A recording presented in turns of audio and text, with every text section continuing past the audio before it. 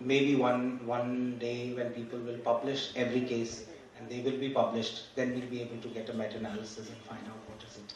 And as I said in the beginning of my lecture, it is a very gray area because clinical pictures and radiographic pictures are very misleading. That is the reason why we want to almost have a board meeting to decide whether we are going to label this as a fibrous dysplasia patient or not, or for that matter, a cementoossifying fibromas. They almost have similar signs and symptoms. The growth is small, they are non-aggressive lesions. The bone expansion is usually onto the buccal side, and they are usually painless. Tooth will only be involved depending upon how aggressive it is and at what time the growth has started. So if it is at a younger age when the jaws are growing, then definitely the dental element will get incorporated into it. And then histopathology will be able to only tell us whether it was, I can't say, I can only say it's a fibroosseous lesion. It's you who will actually come up and tell, depending upon the amount of tissues which is outshining on those histology slides, that they are cementoossifying fibromas.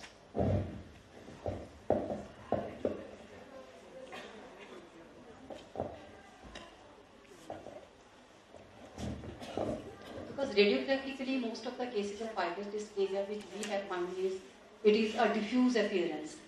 It merges with the surrounding bone. But in case of ossifying fibroma or cementoossifying fibroma, in most of the cases it is well defined as compared to the fibrous dysplasia.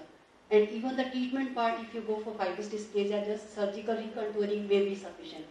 And in case of ossifying fibroma or cementoossifying fibroma, which is overlapping terms, so some cases can be enucleated.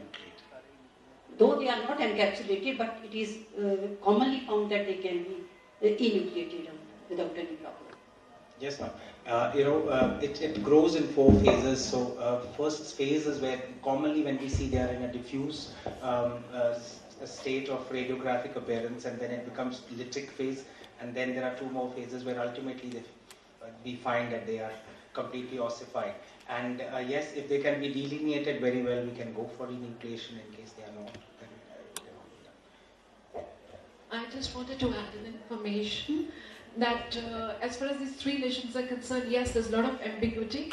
The fibrous dysplasia, the cementoossifying fibromas, and the fibrous. The Japanese group is doing a lot of research on this, and they have come up with markers. One of them is osteopontin, and they are doing more bone markers. And they have shown even low-grade osteosarcomas, which were earlier diagnosed as fibrous dysplasia and all, they came out to be low-grade, and the ones that were diagnosed as osteosarcomas turned out to be much benign, much more benign. So there is this panel which is being designed, and it is underway. The trials are on, and I think they'll be coming up with the marker, because they showed me that even signs like that, it has Chinese-leaded appearance, this bone blends imperceptibly and all. There have been cases in which there has been a lot of overlap. And so the Japanese group, there's a beautiful article. I don't really know the markers. I can send you the reference because I listened to them in Spain, and they're working beautifully on it, and they've done around 500 cases, and they have had some insight into it. And this little one more point. Some of the joint cell lesions are also found with the odontogenic pathology. And just having the giant cells sometimes, you have to go in again, correlate clinically, because they are found with the other odontogenic pathologies. Loads of them, could be found with the CEOT, they could be hybrid lesions. So that was fun. Yeah, half an hour, out of which 15 minutes for giant cell. No, I just wanted to add, because I guess Japanese are bound to do lots of studies because fibrous dysplasia is a mutative disease, and because they had lots of radiation problems in certain areas, so there is more chances of showing diseases with mutations in Japan and any other area where there was a nuclear leak or something. So that is the reason why they have lots of cases of fibrous dysplasia. So before we finish, I would like to emphasize only one thing, and that is pathologist is not a jadugar. So you must provide them with the clinical and radiological findings so that they can give you a good diagnosis. Thank you. Thank you very much, ma'am. Now I would request the chairpersons to please honor Dr. Vimal Kalia with a memento.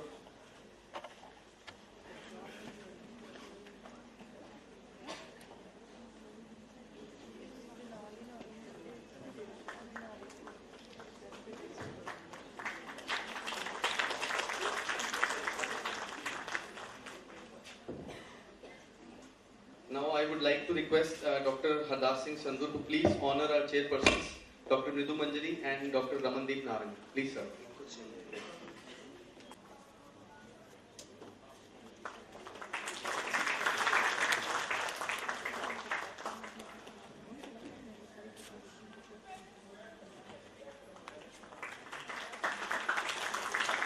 Thank you, sir. We acknowledge the presence of Dr. Jeevan Ladha. She is a professor and head department of oral and maxillofacial surgery, Government Dental College in Hospital Amritsar. And we'll now take a short break for tea because we are already running late in the scientific session. So our principal sir want to emphasize on something.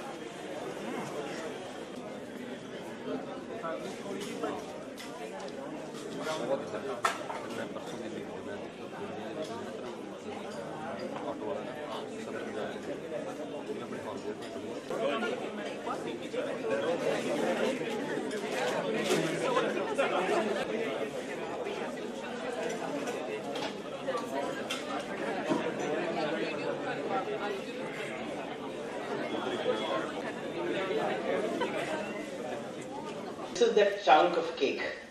What are the options we have with us? We can treat them by decompression alone, or marsupialization alone, then enucleation alone, or we can add, hybridize these treatment, enucleation with excision of the overlying oral mucosa, marsupialization followed by some waiting period, and then enucleation of the whole pathology, and enucleation with adjuvant therapy, the mechanical curettage, chemical curettage, or cryosurgery. And remember, these all may be labeled academically by the scientific people as conservative methods, whereas enucleation with adjuvant therapy starts with decompression, enucleation, and curettage. Right? There is so much of advantages of decompression, marsupialization. The one thing is we can have a biopsy specimen, and then we can send it and get a proper diagnosis done. The size of the lesion stops short, and slowly the bone formation occurs. The lesion being smaller in size, the surgical morbidity becomes less. Plus, we also find in some of the cases, we have found there is a change in the phenotype. For example, if you only marsupialize a odontogenic keratocyst, I'm not talking of KCOT, but if a simple odontogenic keratocyst is marsupialized, we have found that suddenly that lining of the keratocyst during marsupialization changes its phenotype and becomes like normal oral mucosa. So that is also a treatment in itself, marsupialization or decompression, this has been found, right? but it also has its pitfalls. Enucleation and curettage may result in a very high recurrence rate. But being a conservative treatment, there is very less morbidity associated. We do not lose continuity of the jaw. There are no occlusal discrepancies. There is no nerve damage. Because in all the aggressive treatment modalities, we find that there will be some kind of immunosensory deficit. Marsupialization is again a good treatment, conservative method, but the treatment time is very long, and at the same time, patient follow-up is essential, and patient's cooperation is also very important. Cryosurgery is one good alternative as an adjuvant therapy. The use of Carnoy solution or phenols for chemical cauterization can also be a part of a little aggressiveness in your conservative method, and then peripheral prostatectomy. Resection is an excellent method. The whole pathology is lost. The chances of recurrence are less. But remember, it is going to cause significant morbidity of the face. Plus, it will also lead to lots of tissue damage in the form of loss of nerves and blood vessels in that region. From the archives, I could get this slide, a pathology, benign pathology, enucleated, and then it led to recurrence, followed by resection and reconstruction. But let me discuss some simple cases with you first. Is everyone with me now? I know everyone was settling down for some time. सब हैं साथ में मेरे? आवाज तो ऐसे आ रही है जैसे प्रौढ़ शिक्षा की क्लास में आ रहे हो. Lots of youngsters here. Are you with me now? Yes, sir. And with another 15 minutes, you should be with me. Now there is no yes there. Yes, sir.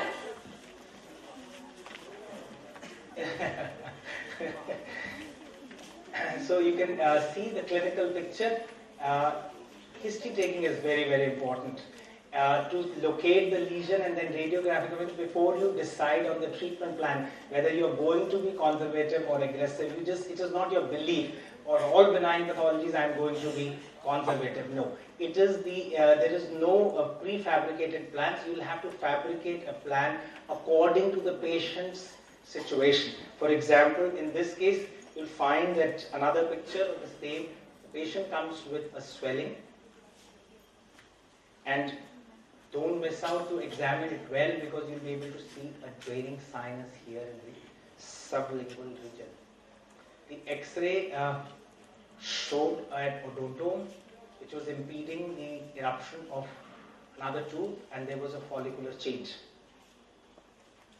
This is PAV maxilla of the same. This is after removal, and the patient is happy. So be conservative wherever you can be.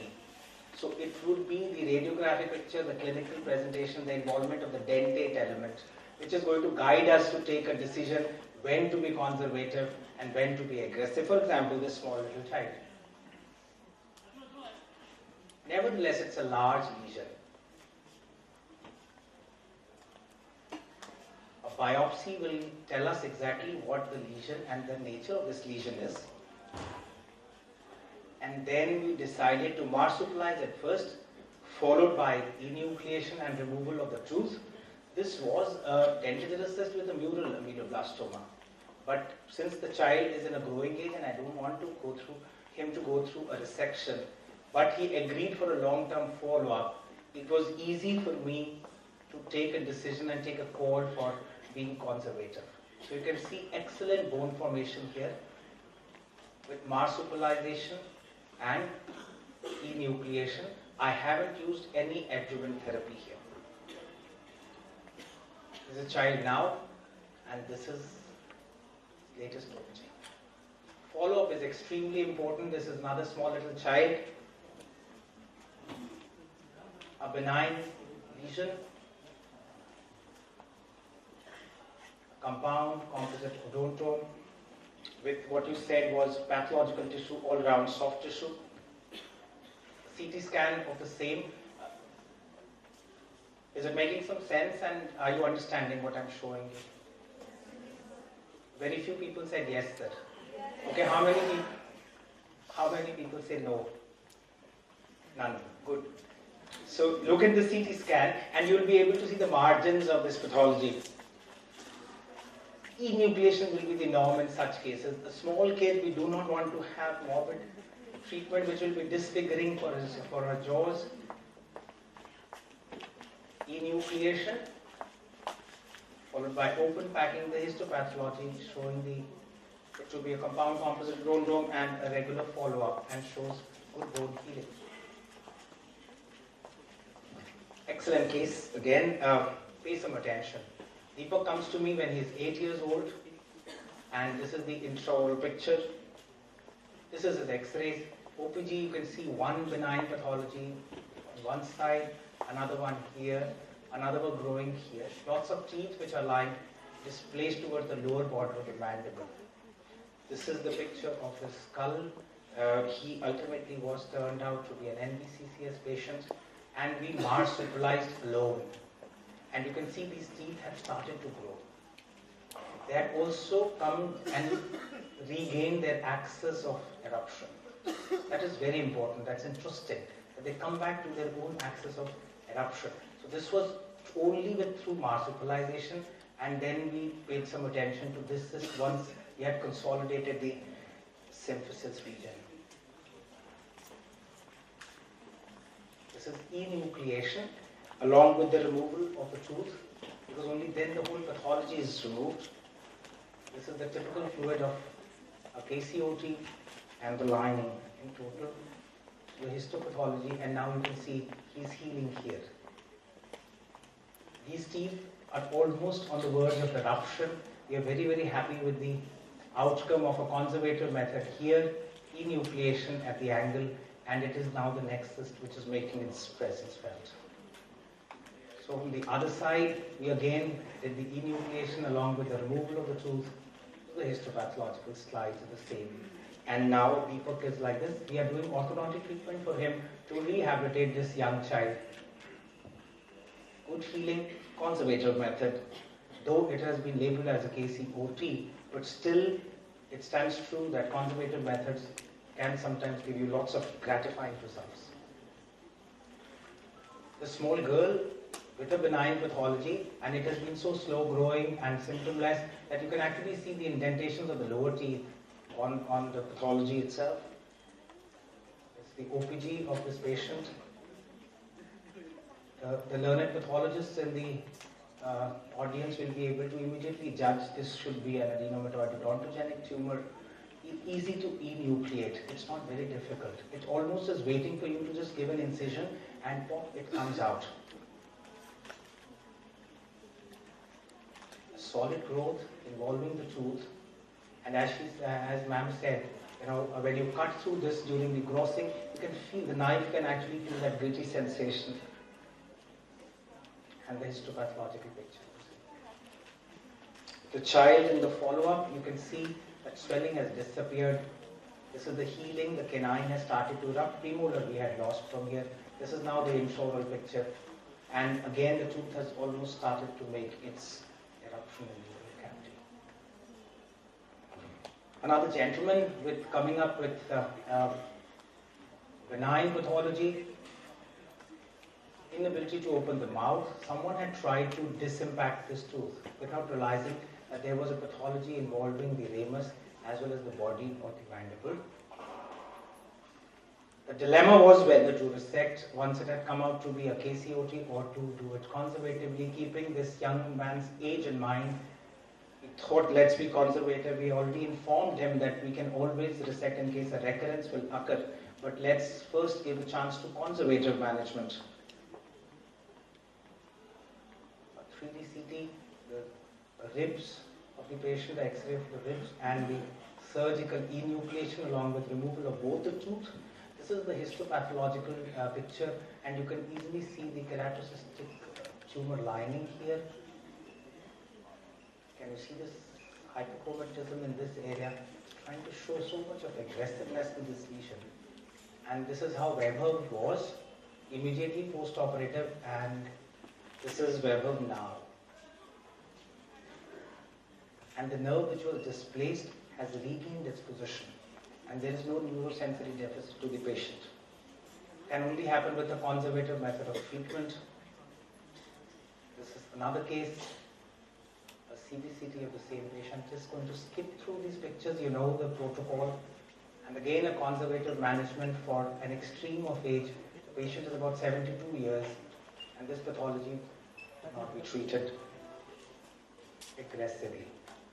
Another very interesting case, I'll show you a CBCT of this. This is how the patient presented in the midline symphysis region, a multilocular radiolucency, 2 teeth involved. This is the 3D CT of the same patient.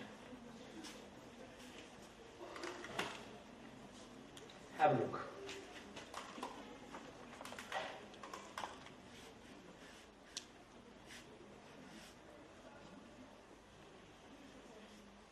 You can easily judge the multilocularity in thinning out of the bone and the medullary spread of this pathology, involvement of the tooth and the tooth topography itself which are involved there. One of the tooth had resorption of the roots, whereas the other one had a bent root.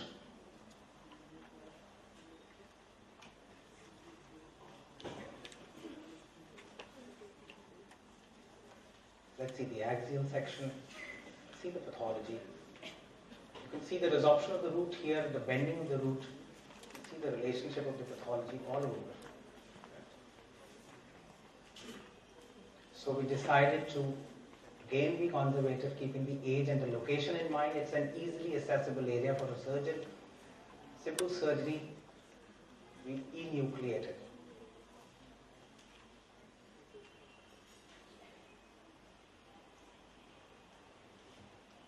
And grafted this area.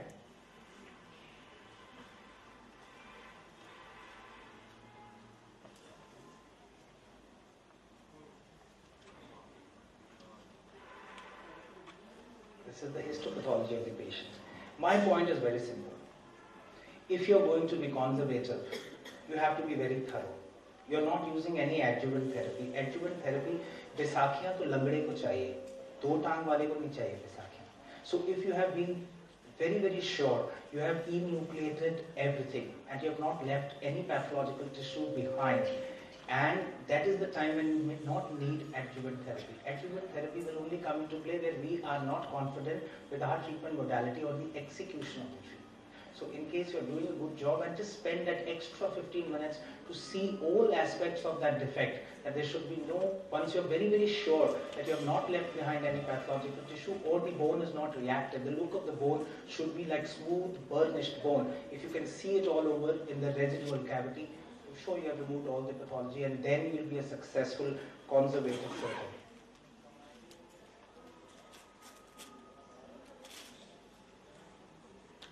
But situations do demand where you need to be aggressive. For example, in this case, you can see that the lesion had extended to the coronoid and the condylar process and the whole body.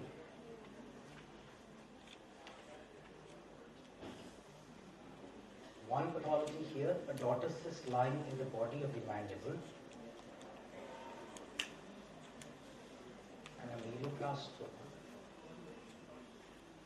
And this is a KCOT and a basal cell nevus syndrome. So you can see the splayed ribs, you can see the nevi which are reactive, and I'll show you in the long-term follow-up. So we resected, reconstructed, and followed up this patient for a very long time now. He's a very dear friend. And you can see how well the reconstruction plate and the reconstructed jaw is behaving. I usually share these cases with Dr. Sumeet Sandhu, and I keep telling her, my iliac bone is not behaving very well.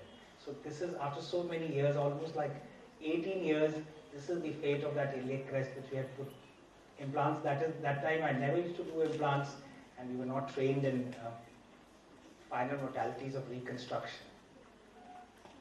This is how he is now, Madan Sharma, and he is having lots of nevi which have, these are again reactive nevi which have started to appear, and this is his latest picture. Similarly is another case, a section and reconstruction and a long-term follow-up for Rajkumari.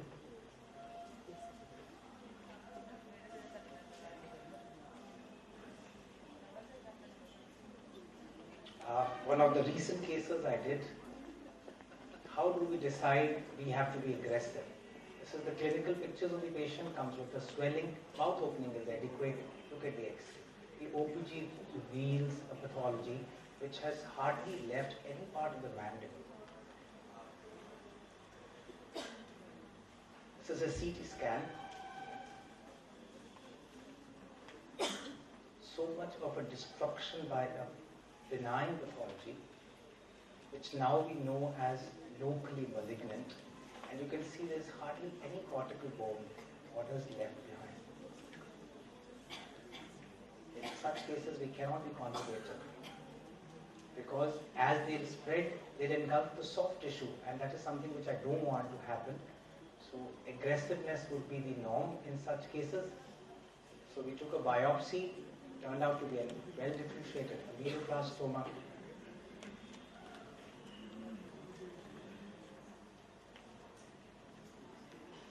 First step is to achieve an occlusion, mark those teeth which will go with the lesion, reconstruction plate after the resection. This was the specimen. It takes a hell of a long time in such cases to dissect out these lesions. The reconstruction plate in place, and now I don't know, maybe some periosteomas are left behind. Some bone formation happening here, and we are following up the patient. So to achieve the goal of treating benign pathologies is to choose an optimum treatment plan for a patient, and it should reduce the incidence of recurrence and also diminish surgical morbidity. It is very difficult to reconstruct and rehabilitate patient after aggressive mode of treatment. What would guide us is the patient's age, the location of the pathology, how big size the pathology is. If it's small, enucleation becomes easy. Teeth or dental element involvement, any treatment history, and it's a recurrent pathology, then obviously aggressiveness will be the norm, and histological diagnosis and nature of LG. Hence, these factors will help us customize the treatment plan. So don't believe someone saying aggressive treatment, I do only aggressive treatment, I'm conservative. Every patient's need and want will be different, so you can be either aggressive or conservative, or take a middle path and join both the two together to give optimal treatment to the patient so that there will be no pathology and there will be no chunk of cake left for you. Thank you so much. With this, I leave you behind with some thought process going on, what you will do when you will come across such pathologies. Thank you, ladies and gentlemen.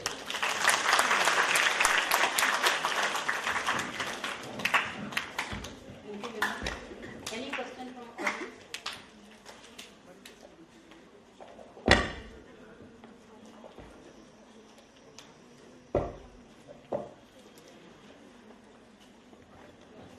No question? Thank you so much, Vimal. And I fully agree with you that most of the cases, even when aggressive, especially when they are in accessible areas, we can go for conservative treatment. Even if there is a recurrence, we can go for second surgical procedure in accessible. Thank you, sir.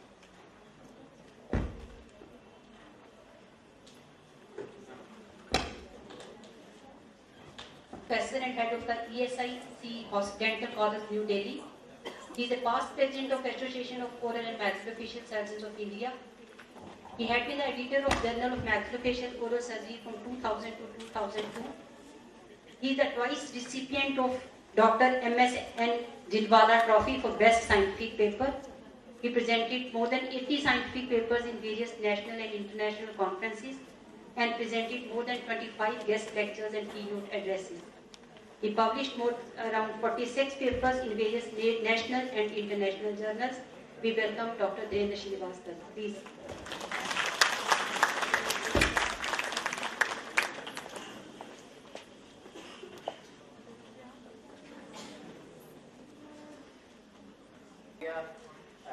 My dear senior teachers, friends, dear colleagues and students.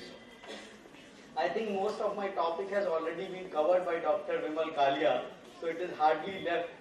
Anyway, whatever I have prepared and whatever I am doing, in my institution and in past I am going to share my experience with you.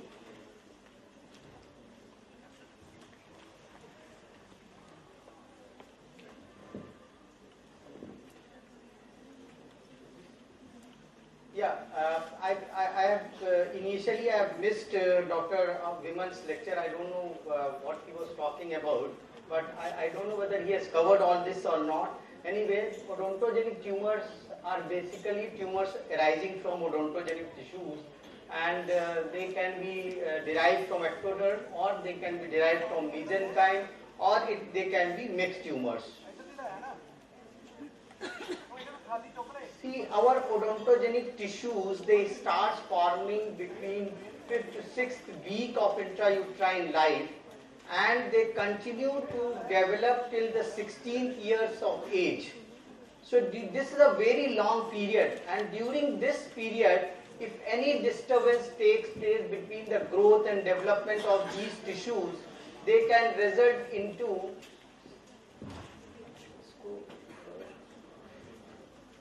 Can we do it little bit, because partly it is not coming.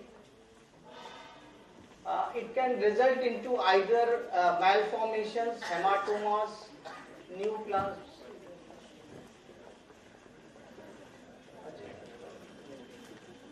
Basically, malformations, they are generally innocent and they don't develop into neoplastic tissues, but hematoma may eventually develop into neoplasm, and cyst and slow growing neoplasm may become aggressive later on. So this is the main problem, that we have to watch carefully about odontogenic tumors, how they are behaving, and accordingly we should decide our treatment plan. But some tumors are really aggressive, and in that cases conservative surgery generally fails, and basically there is a wide discussion between the conservative and radical surgery. Some people, they prefer to do conservative surgery, some people they prefer to do aggressive surgery. It depends on cases to cases and at the age when the patient reports. Now the second thing is that Dr. Kalia was also telling the same thing. It is very important to judge initially that whether your patient is going to come for the follow-up or not. If you believe that the patient is the very important thing. However, imaging is very important because you can make some presumptive differential diagnosis. You can select a biopsy site. You know which area is calcified, which area is not calcified, which area you can pass your FNAC needle. FNAC is also not a very important thing for the differential diagnosis of the odontogenic tumors. Basically, these tumors, definitive diagnosis depends on either incisional biopsy or excisional biopsy or frozen sections. Oh, I think I'm going back. This side I cannot touch.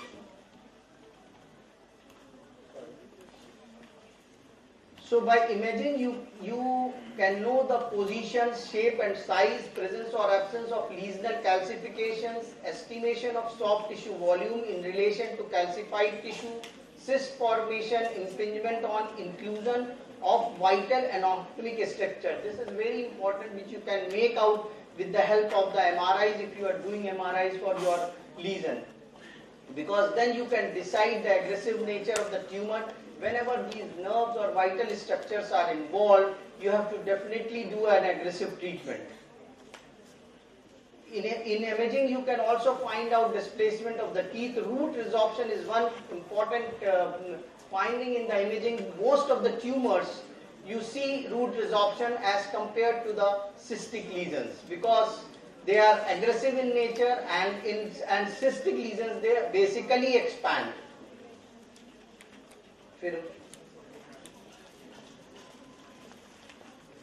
Definitive diagnosis, as I have already told you, it is only on histopathological examination, either by doing incisional if the lesion is 1 centimeter or less, or by excisional if it is a lesion is 1 centimeter or less, incisional biopsy or intraoperative frozen section. So basically all these tumors, biopsy is the most important thing, and the area of the biopsy is also very important, because mural ameloblastoma or intraluminal ameloblastoma, if you are not hitting the proper area, you might miss the diagnosis.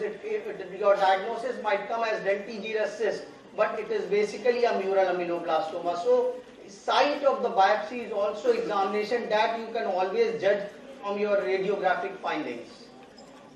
Management, basic objectives of the management for all odontogenic tumors are, first objective is eradication of the lesion. But the second objective is that because most of these, we are playing with the face, which is the most exposed part of the body. Nobody wants any scar on the face, and nobody would like that repeated surgeries are to be attempted. So whenever you are doing an aggressive surgery, you should always do the primary reconstruction. You should give a patient a face by which he can go outside. He is exposed to the outer social circle. So this should be the aim.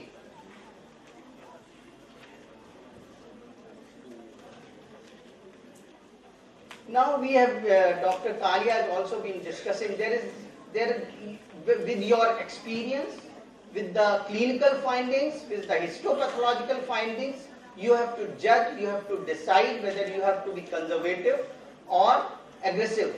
But if you find out that this is an aggressive lesion, you should not go for the conservative approach, because conservative approach, if it leads to a recurrence, there is a lot of psychological problem to the patient.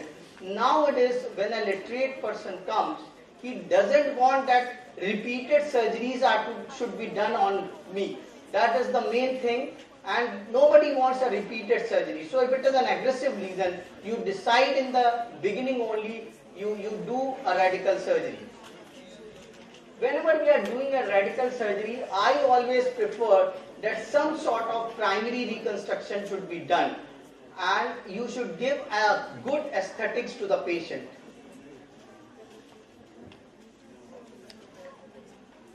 Treatment options, there are many treatment options. Depending on the tumor, you can do enucleation, curettage, marsupialization, recontouring, resection with continuity defect, resection without continuity defect, and disarticulation means you are taking out whole of the mandible along with the part of the mandible, not whole of the mandible, along with the condyle.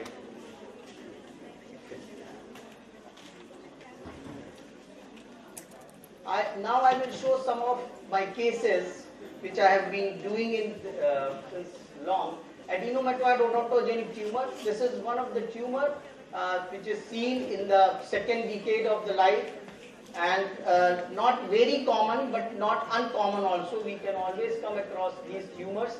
This is a slowly growing non-aggressive type of tumor. You can always do a conservative surgery, more common in females compared to the male. Located more in the anterior region of the maxilla, but the case which I am going to show is of mandible. There can be missing teeth, a unilocular appearance, a pear-shaped appearance is more common, and the stem of the pear-shaped radiolucent lesion is generally towards the alveolus. It displays adjacent teeth rather than resorption. This is a common finding of this. And treatment is conservative because you know that this is a non-aggressive tumor. If it is a small lesion and you are sure about that, you have removed whole of the lesion, you can always do a primary grafting either with the allogenic graft, alloplastic graft, or with a autograft. But generally we prefer to do allogenic grafts. This patient never noticed that a cyst is being developed, and it was noticed on radiographic finding because she was undergoing orthodontic treatment. A pear-shaped, you can see a radiolucent lesion along with an impacted teeth. generally we always generally see that these are odontogenic cysts like lentiginous cyst or keratocyst, but it can be all these lesions associated with impacted teeth can be odontogenic cyst, or it can be adenomatoid odontogenic tumor, or it can be ameloblastoma. All these odontogenic tumors, as I have told in the beginning, they can be associated with any impacted teeth.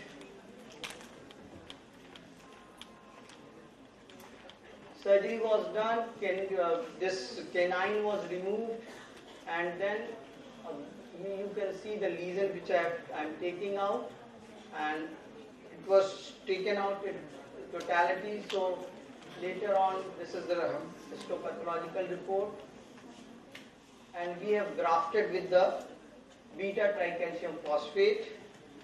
A long follow-up should always be done in all the cases we are doing. When you are doing conservatively, 1 month post-op, 5-6 months post-op, 9 months post-op, and 1 year post-op, you can see completely the lesion has healed, the bone has formed.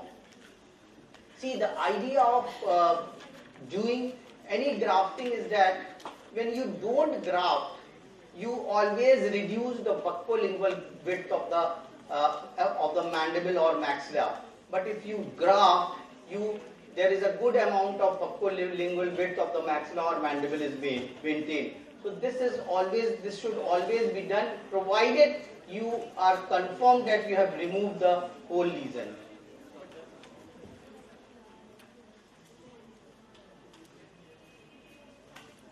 This is post-operative. Odontogenic myxoma, these are basically radiolucent lesions, but they basically come into the aggressive type of lesions.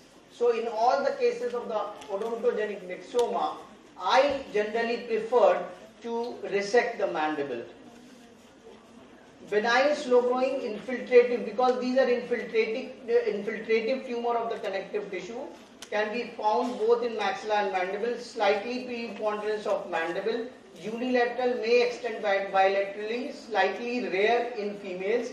It can occur between 11 months to 70 years.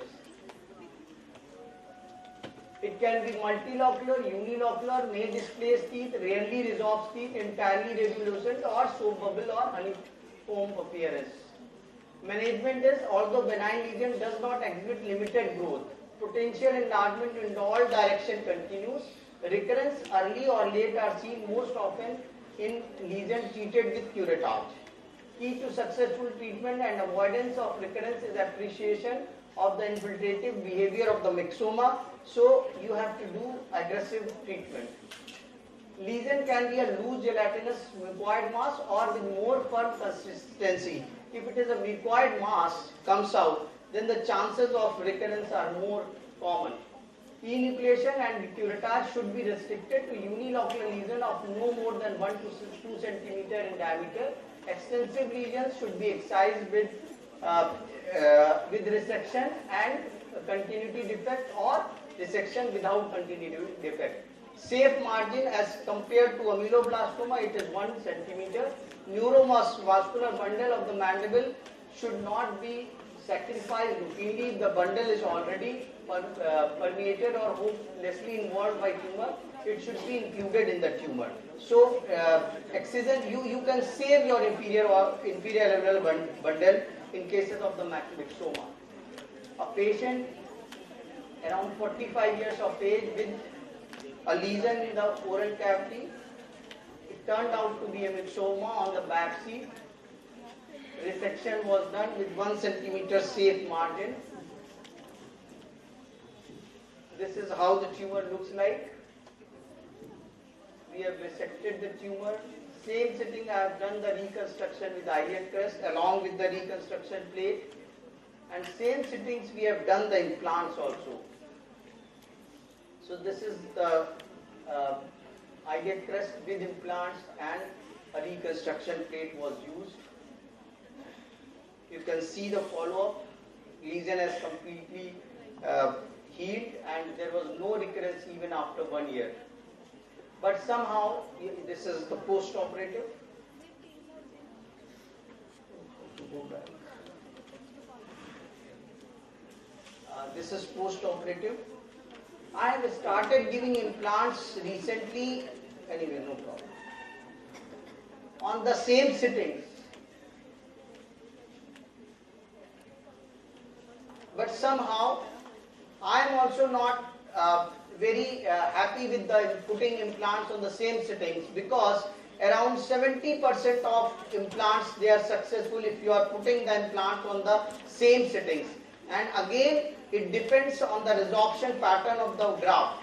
So that is the problem which we are facing. So if you are attempting, you should understand that around 30% of the implants, they are going to fail if you are doing it in the same setting. So rather, it is better option to do the implants on the second sitting after the acceptance of the graft.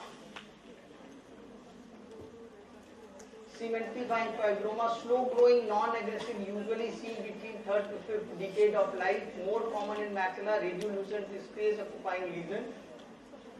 See, she's a very educated lady, but can you believe that she is having such a big tumor, cementifying fibroma, since last 10 years?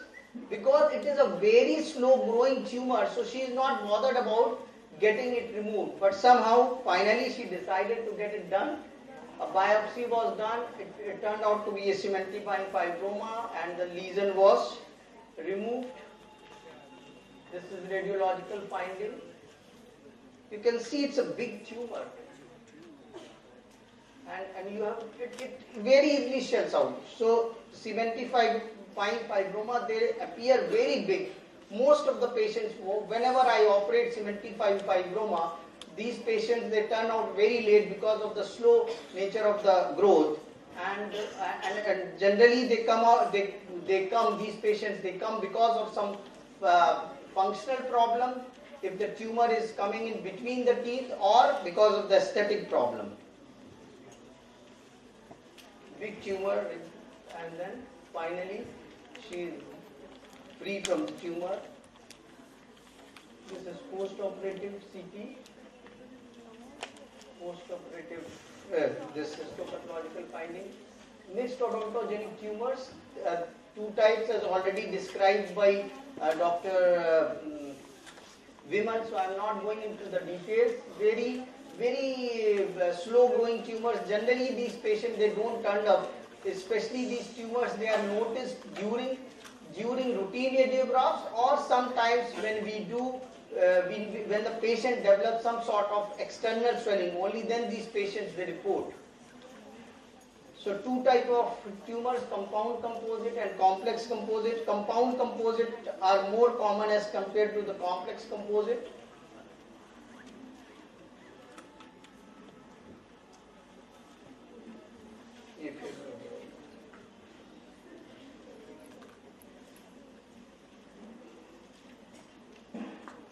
This patient was having, because her small child, her right side central has